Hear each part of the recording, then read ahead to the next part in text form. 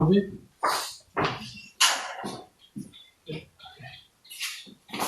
everyone. Look at my terrible Chinese. Very good. Excellent. Hello, everyone. Hello. So we alive? We are live. We are alive. Yes, we are alive. Yes. What was that? Cafe latte? Cafe latte is my terrible Japanese. As you can all see, I suck at drawing in stroke order as well. Oh, it's good. Stroke order is correct. It's So, recognizable. So before Kenny does anything today, I just want to quickly reiterate and talk a little bit about the character Tao and the actual word Tao that Lao Tzu used. I taught the teenage class this on Saturday, and they seemed to really enjoy the 15 minutes that Nicole and I spoke about it. Mm. So, and we'll get into the meaning of the word, and it really interconnects about how Tao explains everything, and also interconnects that with Buddhism as well. And at the same time, guys, if you have any questions or anything, you can just ask straight away, or type on the computer. So, first of all, we know that what do we think of when we think of Tao? So, can anyone explain to me what Tao is? Compassion. Yeah. Compassion? Yeah. Yep. Sifu, can you tell me what Tao is? No? No idea. No. It's bright light. Is it bright light? Expensive systems. Rather than spotlight. Oh, come on, you've been going to Tao for a long time, so you can explain Tao very... Yes. Universal connections. Yes. Universal. Actually, all of your answers are correct. Because Tao encompasses, it's so great, and it's actually so great that it encompasses everything, yet has an internal void. So external, eternal void. So it is everywhere yet nowhere. And this is one thing that Lao Tzu had to explain to people. So it controls the way that the planets rotate. It works on basically everything in science, from physics to how things go up, gravity, everything down to our skin cells and how Chemistry. we... Chemistry. Yeah, chemistry, that's right. Biology, physics, these sorts of things. How plants grow, how things decompose, how we're born, how we grow old, how we get disease, how we die. Just like the Buddha explained about these are things that we can't avoid in life, right? And even him, as the Shakyamuni discovered, what are the things he realized that he cannot avoid? You cannot avoid being born. You cannot avoid getting sick. You cannot avoid what? Getting old. And what's the last one? Passing on. You cannot avoid dying. So these are the 4 truths that he learns about. So when we're talking about the meaning of the word of Tao, so what does the meaning of the word Tao mean? The actual character has multiple meanings, like in Chinese. Usually Chinese characters can have multiple meanings. So one of the first meanings is it can actually mean way, right? Another meaning, it can also mean truth. Okay? Another one is it can mean path. Okay? So these are 3 meanings of the word Dapper. Have I missed any? No, those 3. All in that one symbol that looks like a slip inside. Yeah. Oh no, all this. The whole symbol. Yeah, you could remember the radicals. So, but these are three distinct meanings, which all come from the same term. Well, they're all very similar, aren't they? They are all very similar. That's correct, but they can all be interpreted differently. So, what we talk about is, so when we look at, let's talk about way first. So why do we think Lao Tzu may have used Tao and the meaning of way? Does anyone know? It's a way we can go. It's a way we can go, yes? It's a directional thing. It is a directional thing. Yes, that's right. It is also a way of life. That's right for us. So we always talk about in Tao, there are certain things that we should do to, a way of being, a way of communicating and interacting with others. We always say, you live Tao. So you live the way of Tao. So that's one way. What do you think about truth? It's constant Constant, yes. and consistent. And consistent, yes. And good. Good, that's right. Seafood? Ooh, yeah. No idea. So truth is, we know that the Tao is The truth. the truth because the Tao is what? Everything that's around us. Well, we know that the planets, revolve around the sun, right? And that's true, unless you're a crazy person that thinks that the world's flat. So, I'm not going to mention anyone in particular. Flat earthers. It's just science, man. Anyway, so we know that the Tao is true because it's scientific. So this is one Surely thing. no one thinks that anymore. You'd be surprised. There are still flat earthers out there. Google it and have a look at the I map. will have a look. Yes. To our American viewers, hello. We know you're out there. Anyway, so we know that the Tao is the truth, and it teaches us truth as well. Okay? And finally, path. This is a little bit more complicated, but I'm going to use a drawing in a second to explain that. So, can anyone Well, there's say a lot of paths people can take. yes? Depends on how they look at stuff. Yes. There are a lot of paths that we can take in life. And, first of all, now, can anyone tell me what did the Shakyamuni Buddha say, or discover, or sort of path, could be way, could be the same thing, go back to way. What did he discover? He discovered the middle way, didn't he? Or middle path in cultivating himself. So that's really more way, but I just rubbed it out. So I should have said that earlier. Stick with the middle But path. A lot of people. let's talk about a path. So this is my excellent path here, right? This is excellent. This is a very straight Who path. draws? I've seen a tree, a big tree, and then people, they don't stick in the middle path. They've fallen off a cliff this side. They're going into darkness this side. And they're all heading to this same shiny tree. That would be Mormons. Oh, it must be. That would be Mormons. Yes, that tree is the tree of knowledge. Probably. Yeah, and that's probably me that showed you that. Anyway, Probably is. moving on from Alex's Mormon moment. Oh, see, I do remember stuff. Yeah, see, you remember it. Yeah, see, purge that from your memory. So anyway, but I'm going to use a cloud this time. So this is a cloud. It's just easier to work it out this way, right? And what we call it in the kids class. There's a question, something in green on your phone, Oh, is there a question? or just someone popping up. Oh, hi. Hello, James. G'day, James. Oh, hello. Hello. You are home. Oh, you're here. Yes. Hi, James. Yeah. Okay. Welcome. So we called it hut.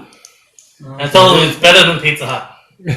But can anyone tell me? You all know what this is. But what do you think hut stands for? LPSS. No, it. So the HUT is something. LPCX, No, GB, PD. LBSS. Yeah.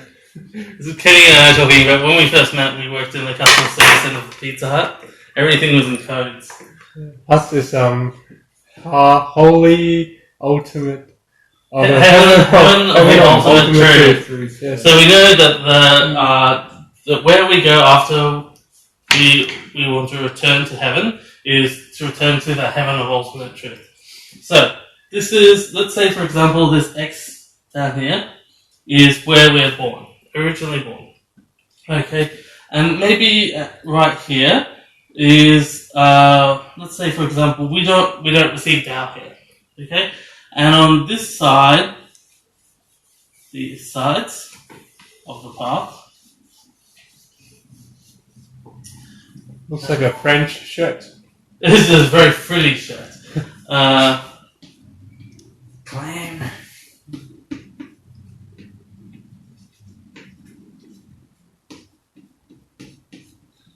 Those sorts of things. So what we're talking about is on these sides are the forests, and these forests are attachments, so things like fame, money, fortunes, all those sorts of things. So if we follow the way of Tao, it keeps us on the path, right? And then, but sometimes we tend to get off the path, and then we kind of get lost in the forest, and then keep going forest, and then we get to here, and then we die. This is where we die. And the problem is, if we don't receive Tao, and we get to this point, and we're off the path, and we're stuck in this area, then what happens? Alright? Samsara happens. So we go from here. What's it? Samsara. Samsara. S-A-M-E-R. S-A-M-S-A-I. Sams. Different word for being reborn. It's a Sanskrit word. Yeah. Samsara. But then you've got to remember, you can be reborn into. This is just in the human realm, right? Yeah. So we can be reborn into how many other realms are, how many realms are there? 6 pathways. Six pathways. 7. Six. Oh, 6. Okay. Do you remember what they are? Animal. So hang on, let's just. Animal. Animal. I'll give you human because we're already human. Human. Yeah. Hungry ghosts. Hungry ghost. I'm not gonna write hungry ghosts, I'm just gonna write HG. Yeah. And then hellish beings. Yeah. Yeah. It's like hell. Yep. Yep. And then there's Asura. Azura, yep. I think. Now, after the. Yep. And what other ones? And there's also just celestial beings. Or like a diva. Diva. I always remember it as like diva was like Oh. oh. This diva's like. I just see who knows why I think it's a diva. It's just like me. No, it's actually diva. So Diva these are the sounds six. okay. So these are the 6 realms of reincarnation. So that's terrible spelling. And what? Yeah.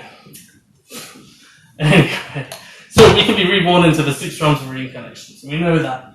But if we go to this part, It's Azura. Asura is a cultivator with lots of hatred. Yeah, hatred, attachment to the hatred. it's one of the negative. There's 3 positive, 3 negative. Anyway, so here, let's say for example we have ultimate truth again. This is where we want to go. But let's say for example, gotta have forest. Okay, let's say for example we get born and we're going along our track, and then here, bang, we receive Tao.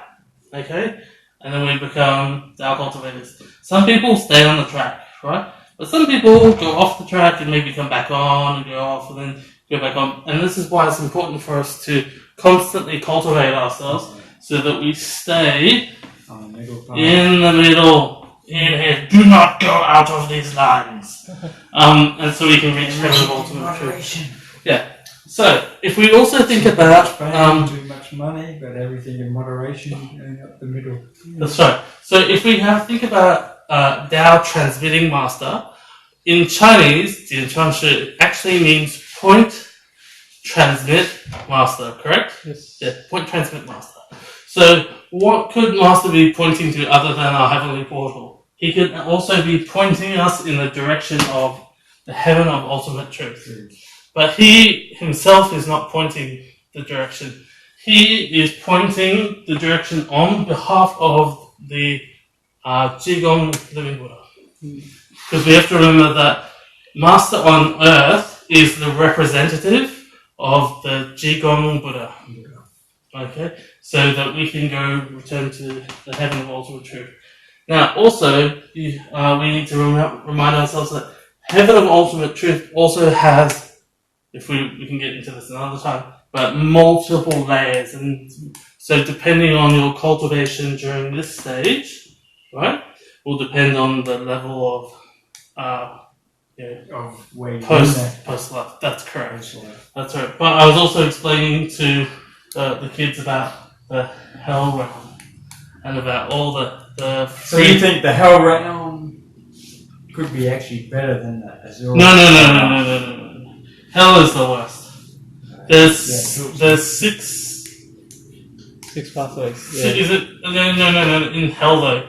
Is it 3 and 3 or 6 and 6? There's like 6 cold and 6 hot. There's 18 levels. 18 levels. In hell. Oh, 18 levels. 18 levels. Yeah, and there's like cold ones, and then there's hot ones, and then there's a map I'm going to get for the kids because they're really interested in this. I don't know why. But you can see all the different levels of hell. But it's just as a... Well, I thought there was different levels in all these 6. You mean in the 6 realms of reincarnation? Yeah. There are. I thought there's 3 in each, or as you saying, 6 in each. No, there's just 6. So there's animal, human, hungry ghost, hell, asura, and diva. So there's 3 good and 3 bad. So the 3 good ones, right, are obviously animal, human, and... Sorry. Human, Azura and Diva. Sorry. They're 3 good. And then those are the 3 bad ones. I always get that confused. Anyway, so you can see my quality teaching. Yeah. So that's just my general quick presentation on that. Sorry if I took too long. Just 15 minutes. Does anyone have any questions on that at all? Because I'd like to see that map when you get it. Oh yeah, trying to see if I can get it. I think the map. Yes, we have the map before. Yeah, Do we have them? We can always bring it out. It's on all Buddhism websites. Yeah, because otherwise I have to go to Amitabha Buddhism Association. Although it's all over the. Oh, okay, I won't go back then because I know they have a printed one. I'll Yeah, post be like, can I have your free stuff? Yeah. Does anyone online have any questions? James? Anyone else? Yeah. That's very good. Very good to do. Yeah. So. It's the Tao is the pathway, and on the pathway we often lost our focus. So we need to always keep our focus, which is home or the hut. If we now we need to go back to Pizza Hut. The chocolate. Okay. Yeah. I'll just, yeah. Okay. Thank you. That's okay. Really good. Really good. Yeah, we need to aim for the Pizza Hut. Aim for the hut as well as looking inward. If you look at the path, yes, but the path is inside you, inward. Yeah, all the things already is very vivid if we don't look through our eyes, but look through our spiritual self. Look through the portal. That's why we often have to do the meditation for bringing back our mindfulness, and we do the meditation with the portal, thinking of the portal. That will give us most powerful or efficiency out of our meditation. So, bro, also... Question. Sorry. Yeah, you go first. Oh, okay. Just sorry. So when we're talking about meditation, we know that the sixth patriarch is the sixth patriarch. Yep. Sixth patriarch who told us to derobe. Mm-hmm. Isn't he also the same patriarch that advised us against meditation in its traditional form? That's right. Yeah. That's right. Yes. So exactly what I was really? on talking about. Okay. So that's a very good topic as well. Yep. So why did he advise against meditation? Kenny will explain. Yeah, I'll explain that. There's a just go listening ears. Okay, very good. Thank you. So yeah. Hey Bridget. Hello. Hi Bridget. Hello. Yes. Hey. Hello. Can we Can we all see it clearly? I think. Yes. Yep, the board. Okay, cool. Hi, Bridget. Oh, no. James, thank you. So, if we look at meditation as a method of regaining our, regaining our spiritual awareness, that's why in Buddhism they want to use meditation as a way, because out of all the interactions of the world, our mind is always captivated by all the colors and sensuary attacks of the world per se. So by bringing back all our thoughts back to our own conscious self, that's the aim of meditation. But a lot of the over the centuries, because Tao was not openly transmitted in the past, so people don't have a focal point of meditation. They don't know what are they trying to achieve in meditation.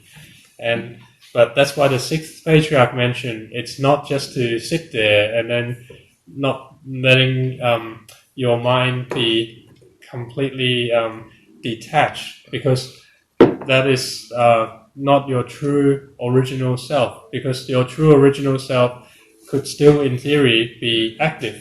It doesn't need to be detached from everything. So that's why a lot of the Buddhism Zen teachings, they teach them to try not to be attached to the emptiness or the void, because you know how you're trying to lose the attachments, and you need to even go to the extent of losing the thoughts that you are going to purposely lose the attachments. That is the next layer that cultivators need to see beyond. Also, losing all attachment to. Like the attachments is like from our physical attachments or all the desires or greed or hatred, but cultivators want to lose those things, so they think of losing them. They even create the thoughts of, I cannot be greedy, or I cannot be desiring this and that. But you have to even lose the thought of not having these greed, ignorance, and hatred. So you don't have another layer of things. Oh, so you mean like they're thinking, I have to lose the thought of being greedy.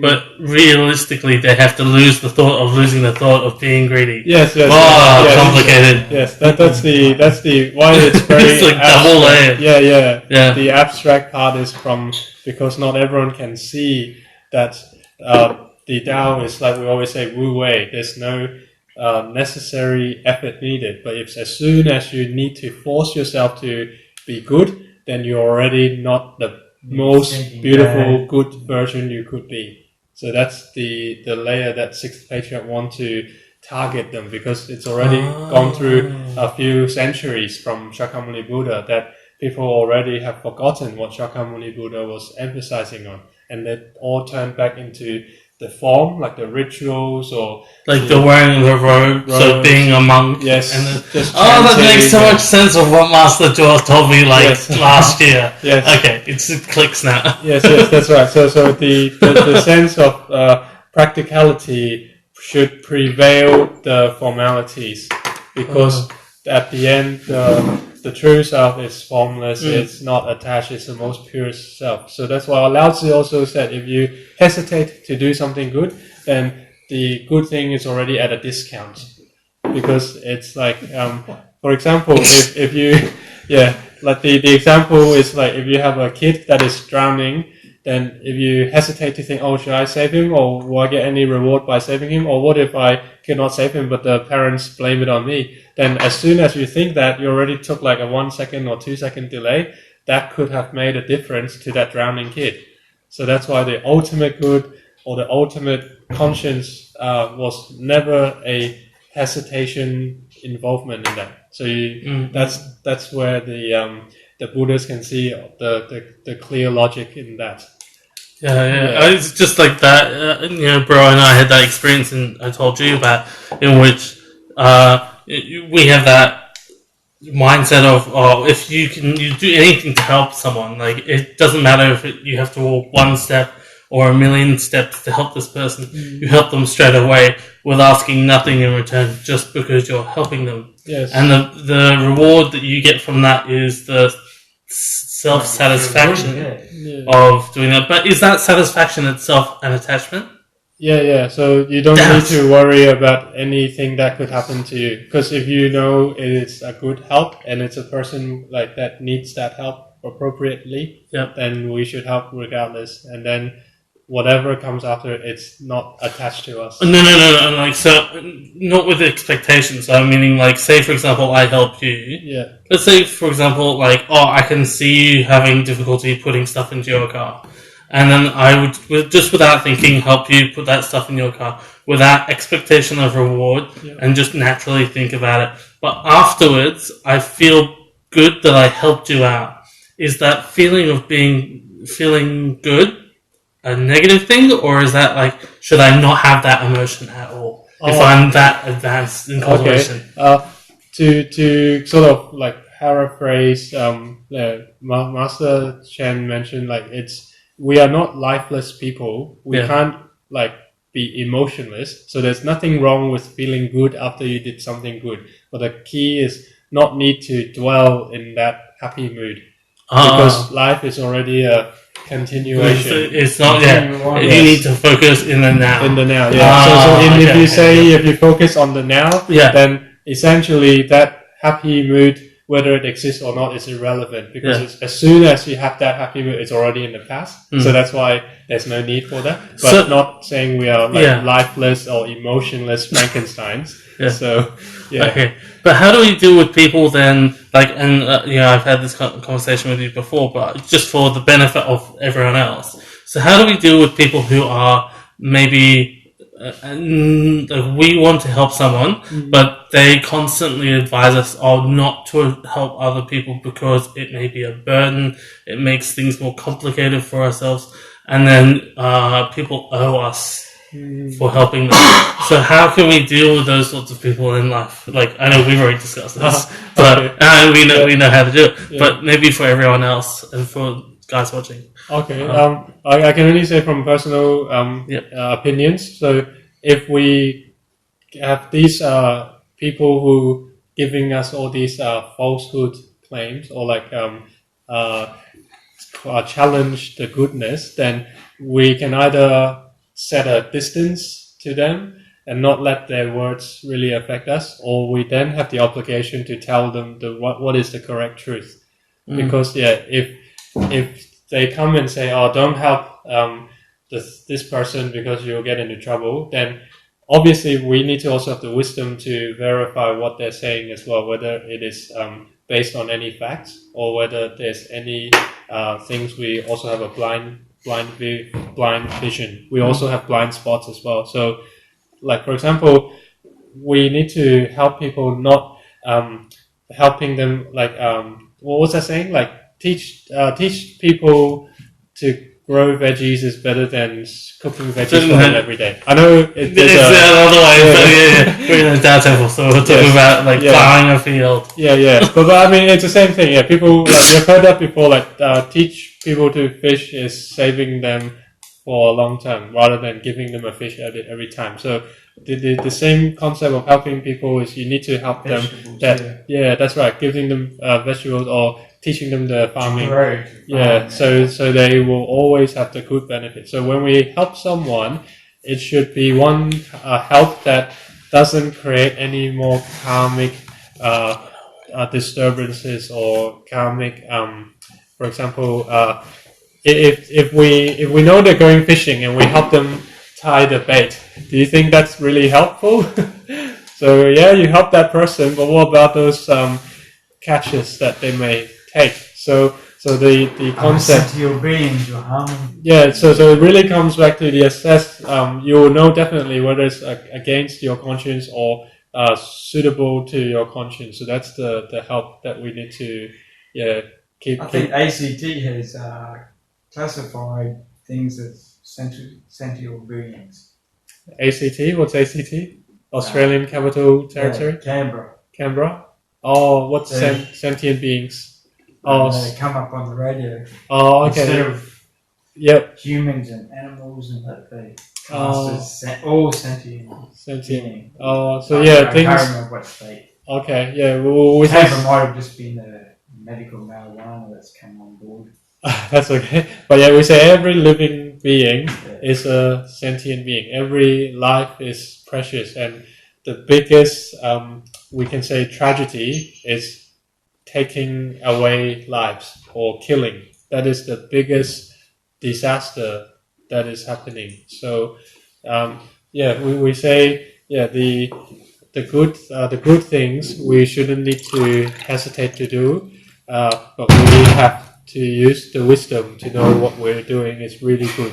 Otherwise, yeah, we might be helping someone doing bad things without us knowing, and that will be unfortunate, yeah, inconvenient circumstances. Yeah. So does that help? How can you help someone doing bad things without knowing? Or just like the example, like if you help people put things into the truck, but if they're actually putting like illegal smuggling items in it, then you don't have a you don't But have you a, didn't know that, so you don't know that, Yeah. but yeah, you just say like if in the views of the law you are already committed the crime being part of it, so to speak. So that's why you don't carry people's luggage like across the customs if it's not your own packing. So that's the same thing. Like it's not to say I can't help people take stuff, but it's saying that your wisdom or the innate wisdom should always be Prevalent. the one that is making that judgment, because if you don't use your true wisdom and you're just using your worldly comparative thoughts of reasoning, then most likely you may have a blind spot in the decisions.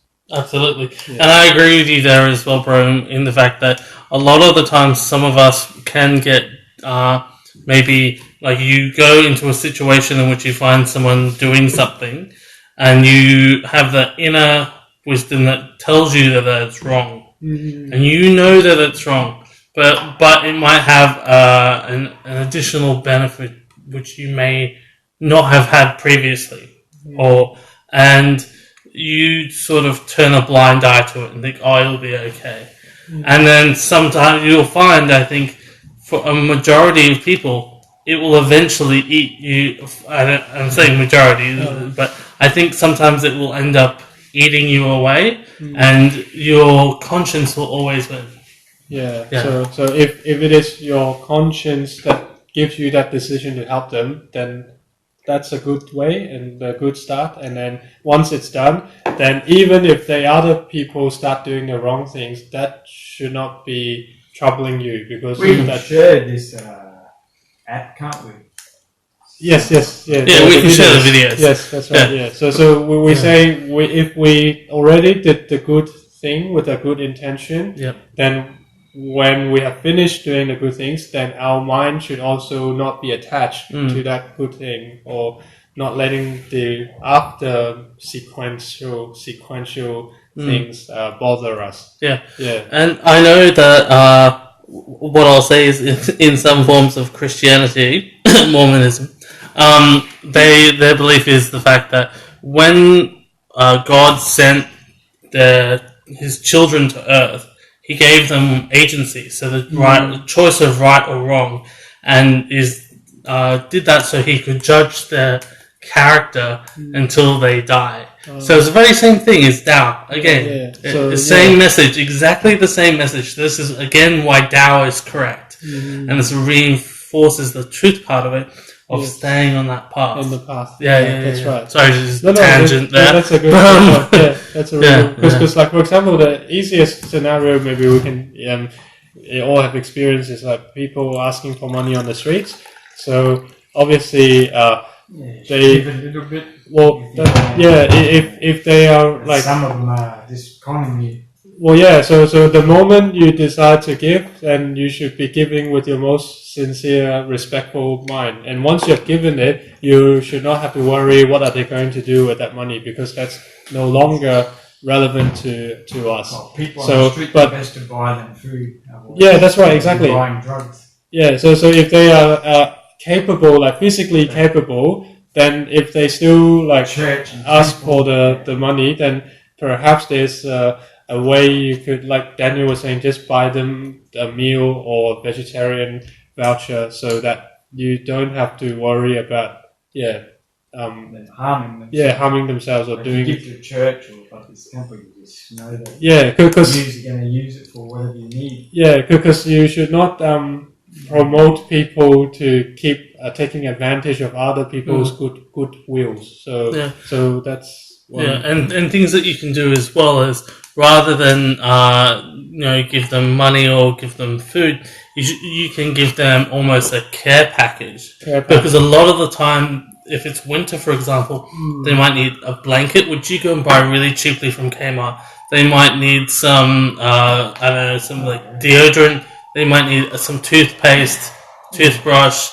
We've done that before. And some like hand sanitizer, and you can put these things in a very small care packet, and they can so that that they've got these things if they need to go and like have general health or so that's right. Like if they ask you for, can I have $1 for the bus home, then I guess the easiest way is to like give them the Salvo's phone number or something, because if they really if they are like properly prepared, then they should not need to rely on that $1 or $2 from everyone that walks across them to get home. I'm trying to say, like, you sometimes meet on the streets, they ask for everyone for $1, and their reason is to, I need the bus home, I really need that bus money home, but they ask it for everyone that passes them. So, but I don't think that they realize that if you're that desperate and you have no money and you cannot go home, you can actually go to any police station and the police are obliged to take you home. That's right. Yes. So this is what they don't realize, and it's free of charge. Free of charge, or even take you home and you pay them back afterwards. It's an easier way than asking every single person on the street for that $1. Yeah. So that's the you can go to the cop shop and ask them. Yeah, police. You might have to wait around until they've got time. Yeah, but they'll take you home. Yeah, or Saint Vincent de Paul or like Salvos. Yeah, they're definitely way more helpful than like us doing our small like $1 or $2 or a meal for them, that sort of thing. Yeah. So charity is interesting. Yeah, so we can definitely leverage on that as well. Yeah, dude. So, and that was a good question you asked before. That was something I wanted to see if we can share a bit more, because write it down. Yeah, I'll write down. So the concept why the sixth patriarch want to tell people about the practical side and not be bothered with the form is because it really matters. Yeah, the most thing that matters is the spirit rather than the physical. I'll see if you guys can see. This is Mr. Sixth Patriarch. Yeah. Can you guys see him? Yeah, there you go. That's the Sixth Patriarch. He's an African. Oh, very funny. He's in wax.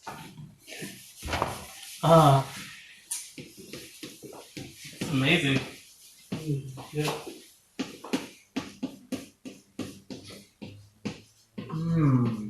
Yes. So the very important class as well we had last fortnight in the seminar was talking about. Oh no, that's okay. No problem. So that's why we want to use this discussion to share about some topics as well, so we can all benefit from the learning. So one of the most important concept as well, it's about what does it really mean for us to be a cultivator, or what do we really have to do? Because we still have to live our daily life, but what does it constitute towards cultivation? What does it constitute to living a mundane life, so to speak? So that's why the important aspect to look at is internal cultivation and external cultivation. That is a very big topic in the temple's classes. So we've got some of the things that we can put more make ideas into more vivid approach. So Sizun, our 18th patriarch, he one time when everyone was getting ready to do the rituals and waiting at the altar at the temple, waiting for Sizun to come to lit the lamps and start the proceedings.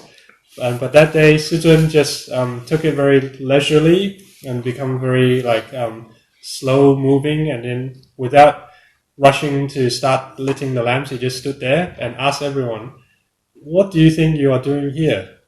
So Sizun just asked all the Tao seniors and the Tao transmitting master, all the temple keepers, all the people at the temple, just asked, "What are you doing here?" So they thought about a few seconds, and they don't really have an answer for Sizun. And Boost our spiritual, internal nature. internal, yeah. So that's right. So Sizun just tell everyone in Chinese it's 8 characters, but to loosely translate it is seeing your Buddha nature.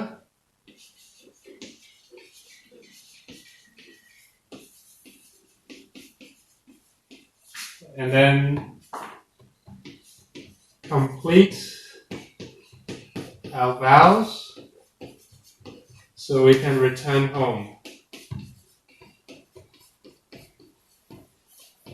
So the seeing into our Buddha nature is why we need to receive the Tao.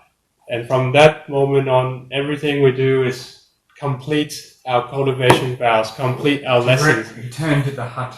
To the hut, yes. That's right. Yes. So that's why we are called cultivators or Tao practitioners, because we are here to fulfill our vows or learn our lesson and do the homework. So we qualify to go back to the hut, so to speak. So, yeah, any questions on that? I can. No, I can't read because of the stick. James says I can do so. I can see. Maybe saying James, what do you mean that you can see? Yeah, see. Yes, can see into the Buddha self. So Okay. that's right, seeing into the Buddha self. So then that is the question that leads to the internal aspect and the external aspect of Tao cultivation. So this is the internal, External important. and external. And they are both very important because one cannot exist without the other. Yin yang. Yes. So in one of the famous Buddhism story was like there was 2 cultivators, just like us here. Kenny and Alex.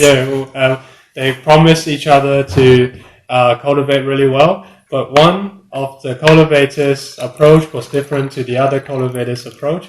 So one of them cultivates a lot of reading the sutra, doing a lot of internal work, like meditating and mindfulness. So all about the self improvement without ever bothering about helping the rest of the community.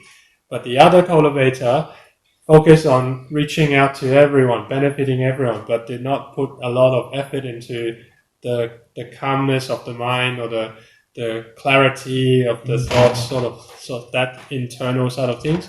So what happened was, when at the end of those 2 cultivators' lifetimes, they reincarnate into the next life. So into the next life, the person or the cultivator who did a lot of internal work but did not help many other people, they end up back into as a human, but as a cultivator that is in such harsh poverty that there is no one around to help him.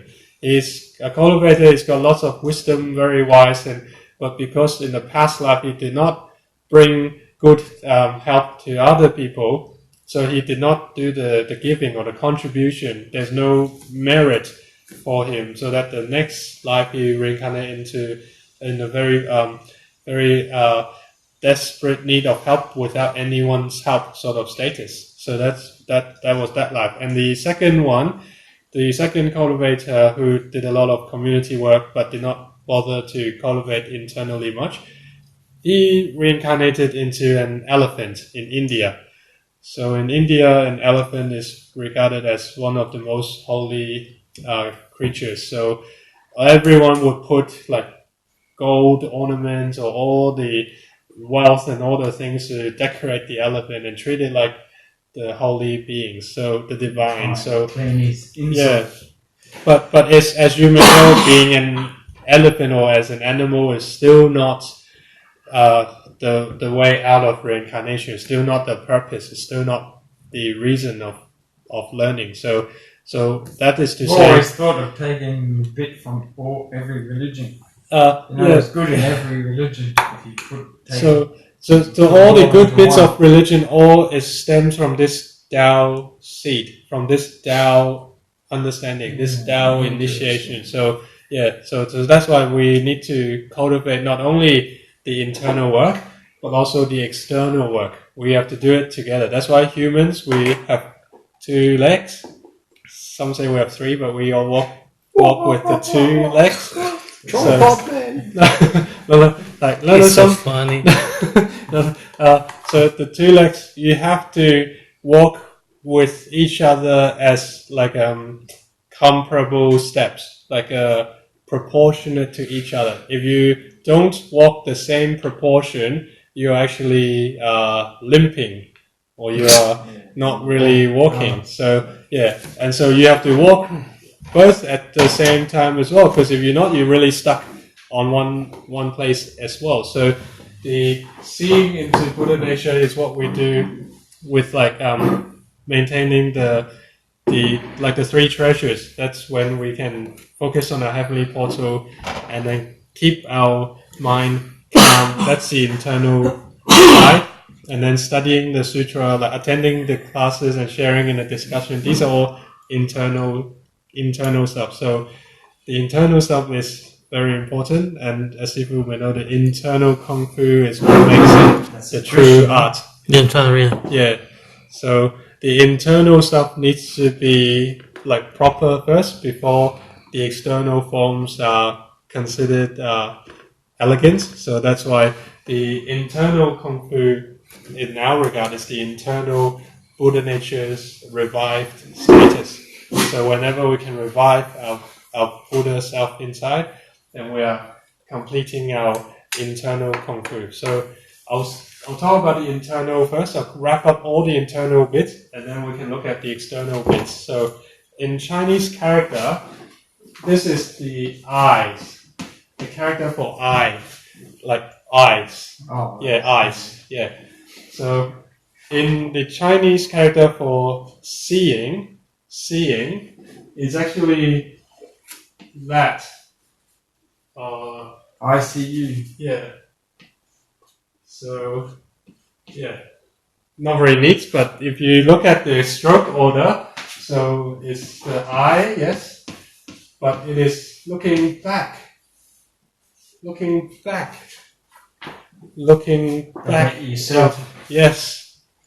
The Chinese writing is all about a cultivation related. Sorry. No, it's the phone okay? Yeah, it's fine. Yeah. So the eyes is not looking outward; it's looking inward. When you look inward, then you can really see the reality.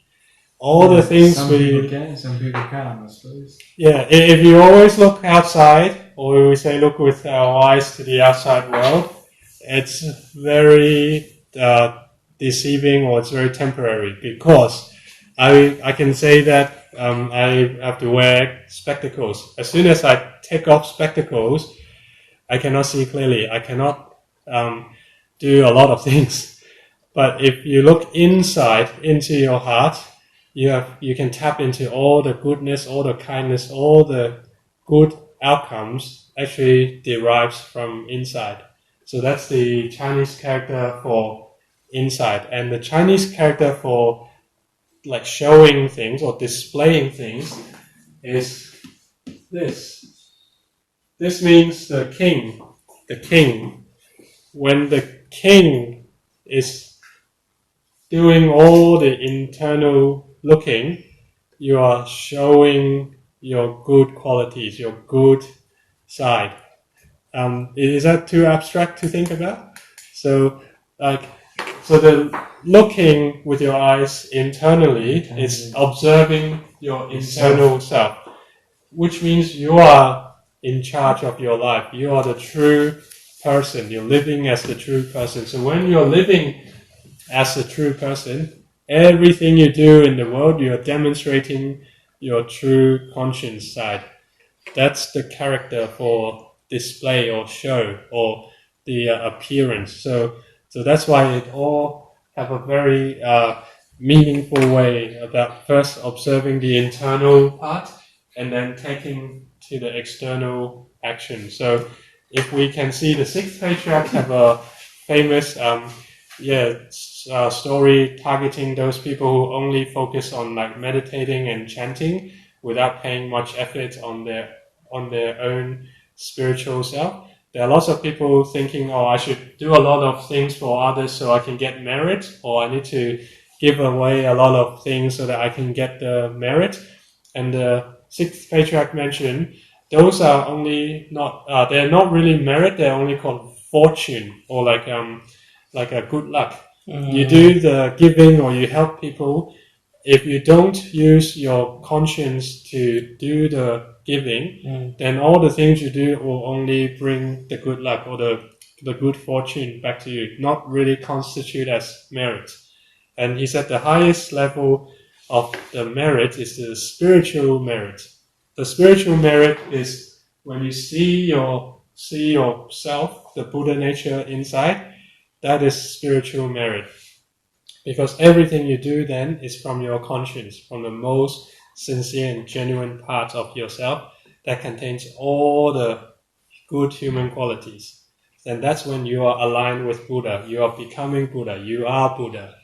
So, and if you have used this peaceful, pure, original self to do the good things, then all the things you do is the real virtues. And he said the equality is the highest display of virtue. So equality means you are not, your mind does not have any comparison or differentiation anymore. You see everything as part of yourself. That's why we say the Tao connects all. I-Kuan Tao, where the oneness in everything, and everything back to the zero. Is that very abstract? Or yeah, in Buddhism, Very hard to do. Harder in the modern busy world, but that's why we're here at this particular time. We are very fortunate to have the convenience of all the material advancements, as well as still having this genuine ancient knowledge that connects through to the origin. So that's why we're in the worst of times, but we're in the best of times. That's why it's a world of duality. So, and people, were wondering, like, what are we doing all this? Why are we cultivating all this? What is our Buddha nature like? And so, in one of the ancient poems, was a person in the government asking the monk, and the monk just used a poem and said, "We are just like the water in the bottle, whereas the Buddhas are like the water in the clouds." So that's like the analogy that the water you can see is made up of H2O. The clouds in the sky, they're also H2O. So predominantly we say we have the same composition, but we are not exactly like a Buddha right now because we exhibit ourselves at a different status, at a different state. But we have the potential or the possibility to return as a cloud, like as a H2O, because we have the same composition. So that's why Lao Tzu also mentioned the nature, the best virtues demonstrated in nature is through water. Yeah, all the good virtues, all the qualities of water. So that's why Bruce Lee also said, "Be water, my friend." So all the martial artists all have to learn from water, because when it's powerful, it's cut through everything. When it's soft, you don't get hurt. So all these qualities can be stemmed from the Buddha nature, from the internal self. So we use this cloud and the bottled water analogy to describe like that we are all the same with the Buddhists. We have the propensity to be like Buddhists, and the only way we can be like the Buddhists is we live a life of Buddha now.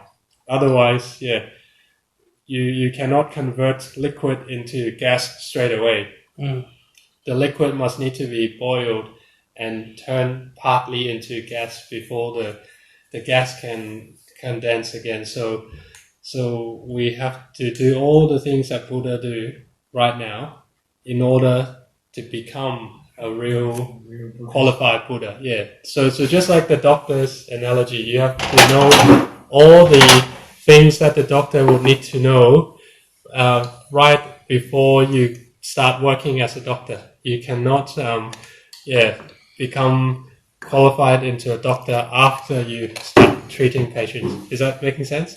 Yeah. So that's why. Yeah. So all the internal stuff. It's I've got a little list up there, but I'll try and post it out as well. We've got The knowledge needs to go inside first. all this knowledge is from. It's already contained in yourself. It's already contained inside. There's no need to learn any of that. We're only writing it down just purely because we've forgotten about it. So there's all the kindness. Yeah. So all It's all the in our genes. love. Yeah. All the encompassing others. Maybe we've all got Alzheimer's. Encompassing others. Yeah. So just all the justice. So righteousness. I totally just worked out a really good analogy, bro. Yeah, sure. Using tea Okay. and water. Okay. Yeah. Yeah. Go. Oh, really? Yeah. Oh, okay. Yeah. Let me demonstrate. See if it was laughing at me. But anyway. So, if we've got 2 teacups, right? Yep. So, for example, if we've got... Can we all see the teacup? yeah. Yep. So, if we've got one partially filled with tea and one with water, right? So, we can see that we've got 2 teacups. One is full of tea and the other is water. So water is the original state of H2O.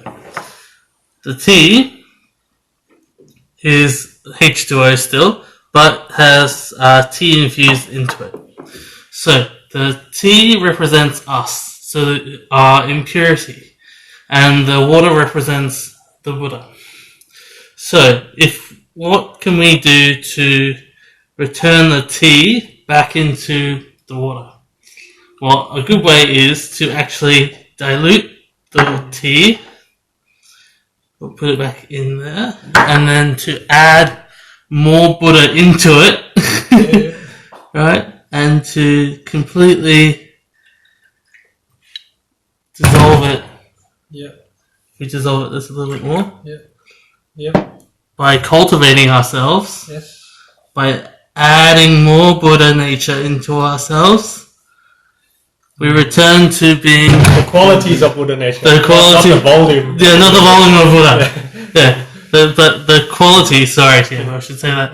But we return to having... Yes. Pure. Yeah, see? That's Ta-da! right. Yeah. Reverse osmosis. Reverse osmosis. Yes. The reverse osmosis of Buddha. Yeah, Anyway, that's a very good I was one. playing around with the tea. So. Yes, that's right. Exactly right. I Yeah. thought it was turning into a monkey's tea party. They used to have that in Auckland. Oh, really? Yeah, chimpanzee tea party in the zoo.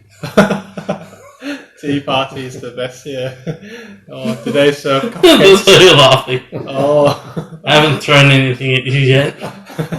Banana. The day ain't over yet. Oh.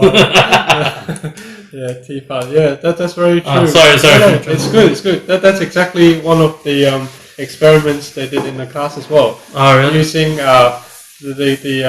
you can add some like food coloring into water, but then you can use like some I don't know what it's called, but is it hydrochloric acid or some other chlorine related substance, and it will reverse that coloring. So it's pure chemistry, but it suits exactly. But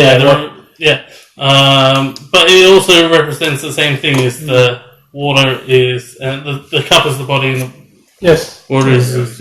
Yes, that's right. So hopefully we can now keep our cups in a pure water containing, and then if we, so like exactly. Slowly. What is the tea leaf? The tea leaf is attachment. Attachment. Tea leaf, yeah. And it has an analogy for everything. Yep, exactly. And the tea leaf, you see it as a tea leaf now, but if you finish brewing the tea and you put the tea leaf back into the soil, it decomposes back to nothing substantial again. So I thought you were going to grow tea. I doubt you could grow this. I don't think a tea leaf has the fertile component, does it? Or I doubt you could grow it. No. It's because it's been dried. No way in hell. Yeah. So I thought you need the flower of it, isn't it? I need the seed. The seed. Yeah. So luckily. But it can decompose, but it can nurture the earth. I know. You can grow mold.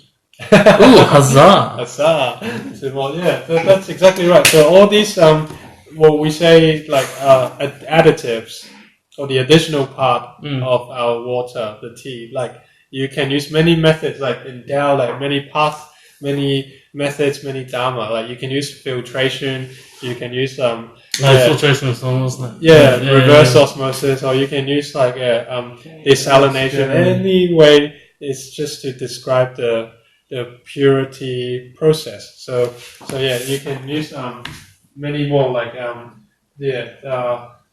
this is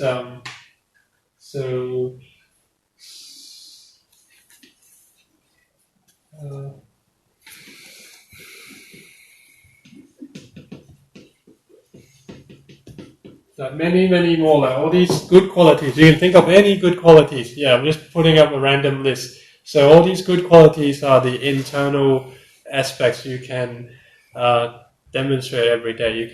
You already possess all of these good things. And the opposite Compassion.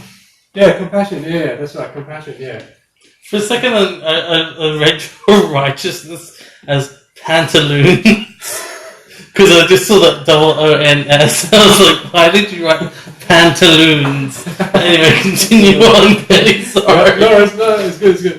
So the opposite, like I guess, when we forgotten all these things is maybe arrogance, and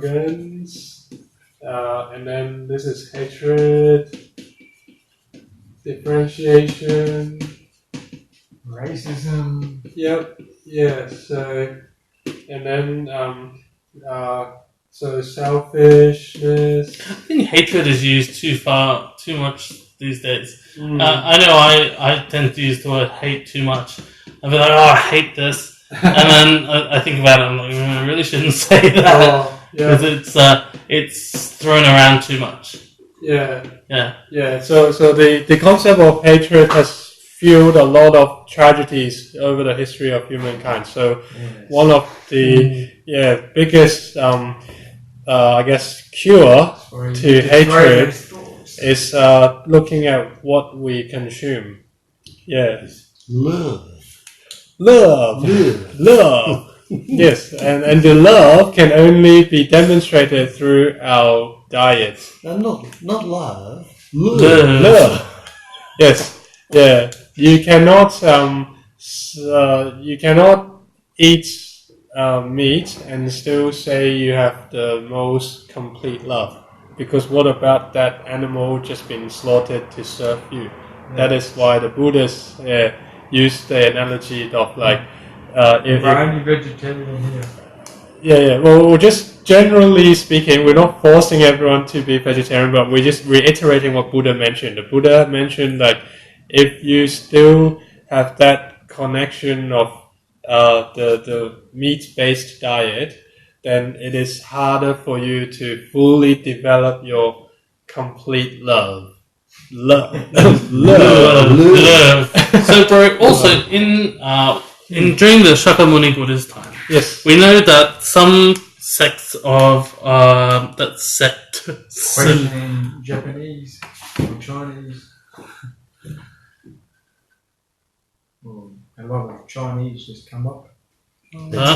That's his girlfriend. She's been texting.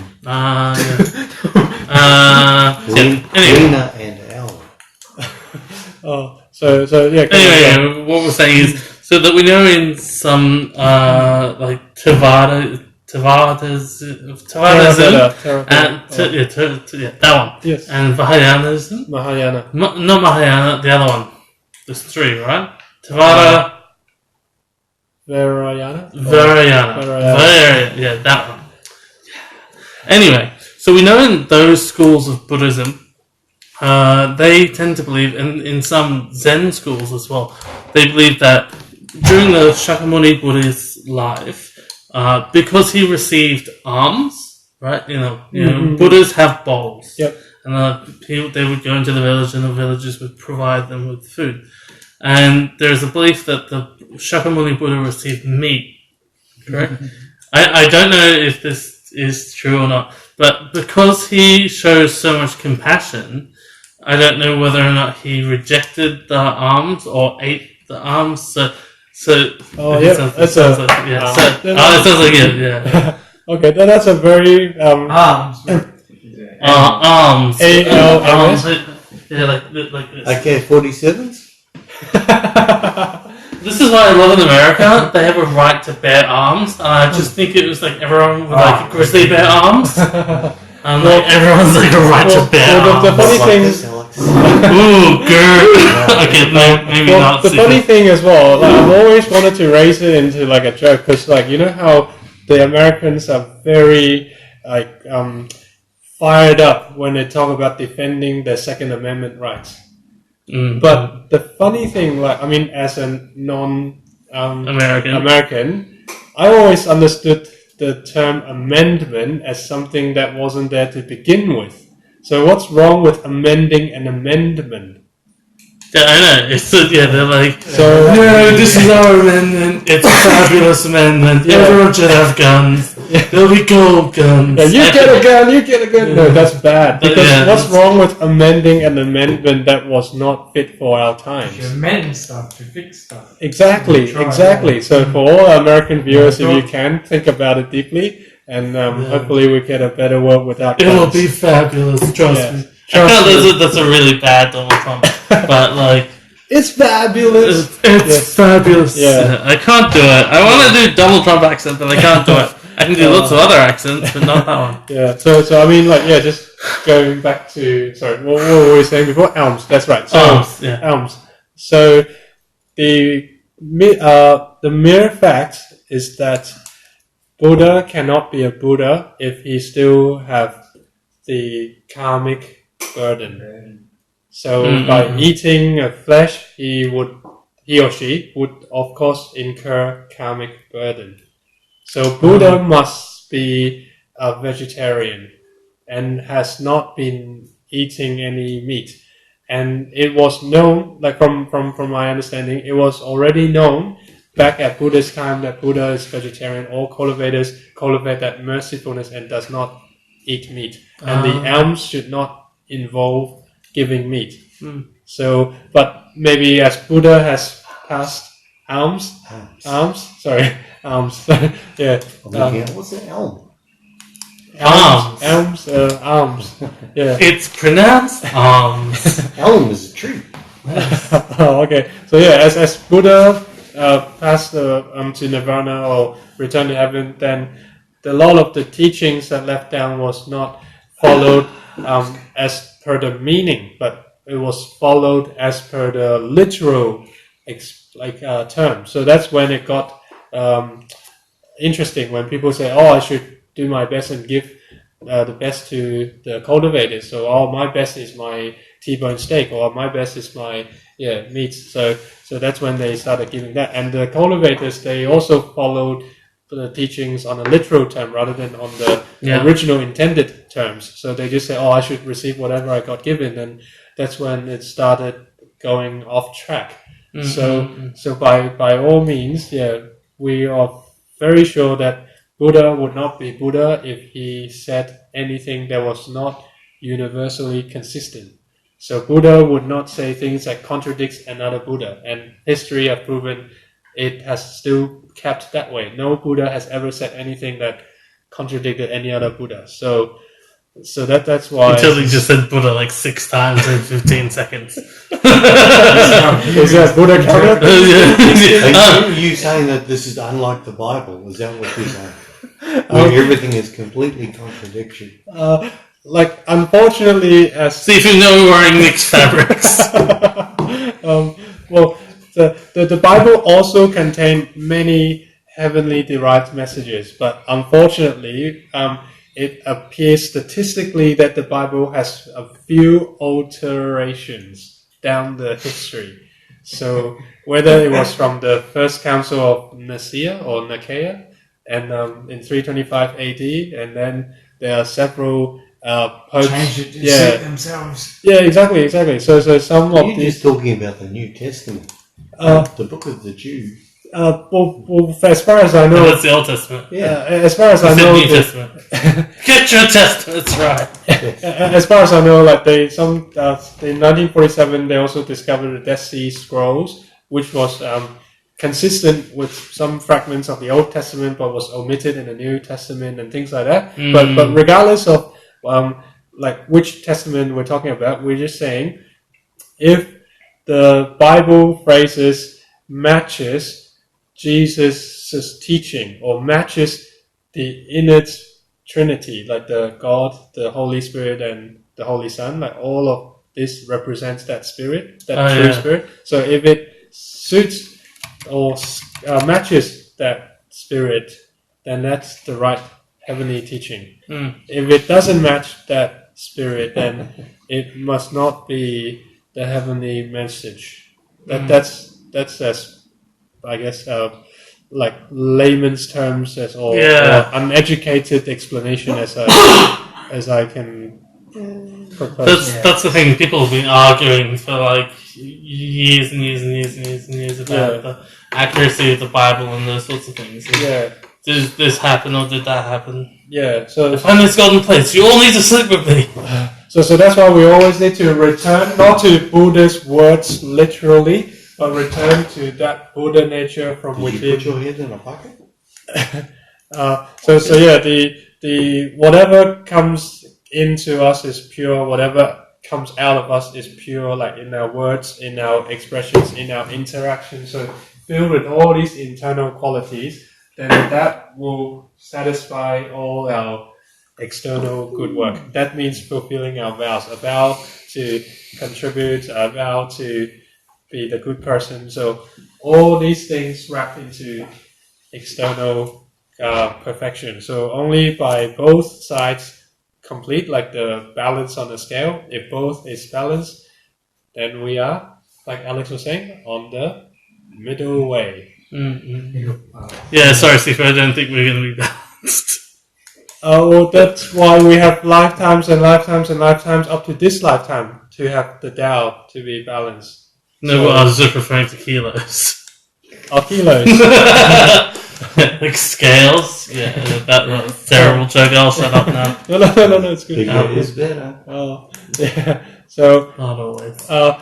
bigger or smaller, these are still a comparison aspect. But if we go back to the original sense, it's all the same. Yeah. Whilst you walk around the temple and everyone refers to as Mila Buddha. But anyway.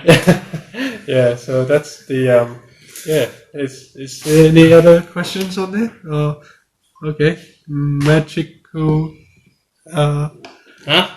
magical impressions. Okay, thank you, James. Thank you. Alex's magical impressions. Yeah, so that's right. Yep. Hopefully this covers a bit of more in-depth topics. Yeah, that you are not baffled by the abstractness or the complexity. So yeah. So that was conducted. This topic was from the lecturer from Taiwan, lecturer Guo. So she really shared a very good, insightful topic. So yeah, we're just trying to reiterate that in our discussion so that you don't miss out anything as well.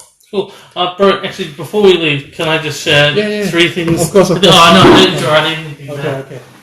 Just because I'm sharing this with the...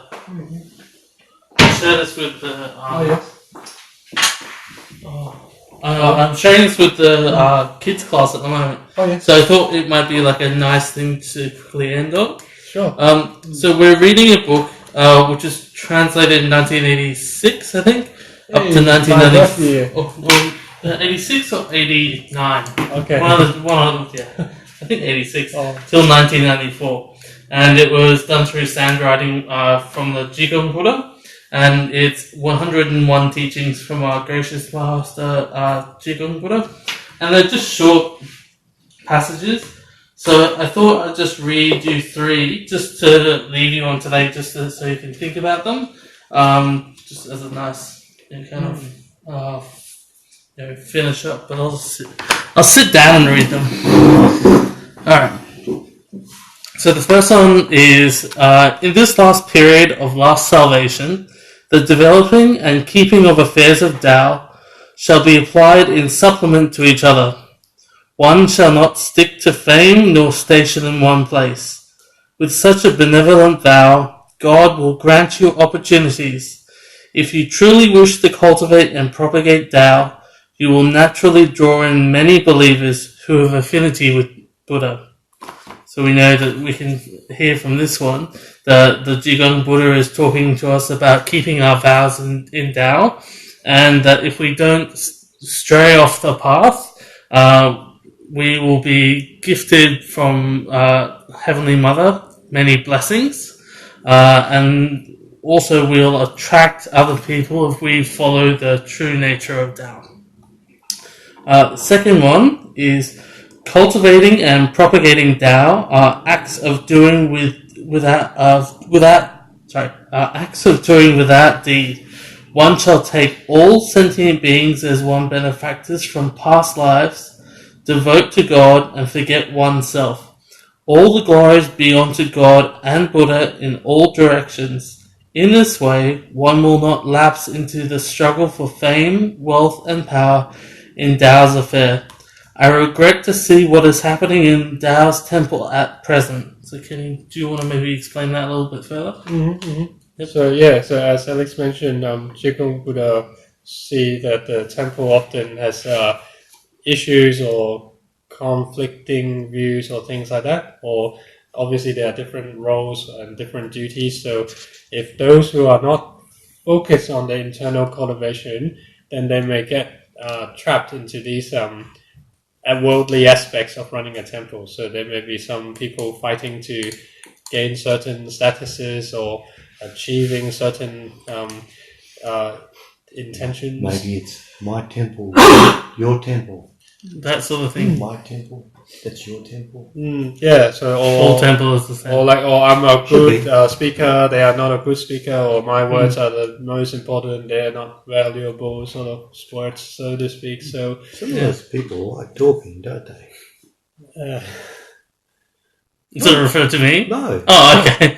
I was like, some of them are professional talkers. They just wander around talking. Master Jo is really good at giving lectures. Yeah, she's absolutely lovely. Though. Yeah, I know. I love Master Jo. Yeah. But she can give a mean lecture.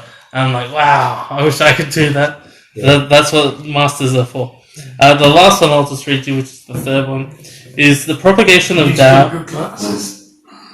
You give good classes. Oh, no, that's just kidding. You all give good classes. Yeah. I'm not part of the class giving. We are discussion. I only press replay and yeah. Oh yeah, sure. Anyway, so the propagation of Tao involves introducing the Tao to others, teaching Dharma, going where Tao has not reached yet, and setting up temples. One shall act upon alleviating suffering and benefiting society in general. One shall support and promote social welfare such as helping the poor, caring the old, aiding orphans, assisting the retarded, and preserving the environment. One shall also respond to activities such as setting free animals from being slaughtered and protecting animals. By doing so, we will broaden our affinity with all sentient beings. Do not disregard these things as earthly affairs. If one does not restore the earthly world, how can one consummate the spiritual world? Wow, that's very powerful. That's the external part, wellly written. Exactly, which is quite interesting because as you read these things, that's what I was thinking when I was reading it. It connects. Yeah, Sichuan always has the most direct and the most plain worded way to tell the truth. So that's very, very good. All inside. Yes. Opening it up. Yes, all the insights, the goodness needs to be demonstrated. Otherwise, if we hit away all the good things, then it's no longer the good things. Thank you to this. Awesome. That's a really Nice, Thank you everyone for watching. So we'll catch you in the next episode. Thank you. Hang on, there's one last thing. I think Nicole's writing something. I can't see what it says. Oh, Nicole's watching. Hey, thank you, Nicole. Thank you. Good night. Thank you, James. Thank you, guys. Thank you, Bridget. Thank you. Good night. Bye. Yeah.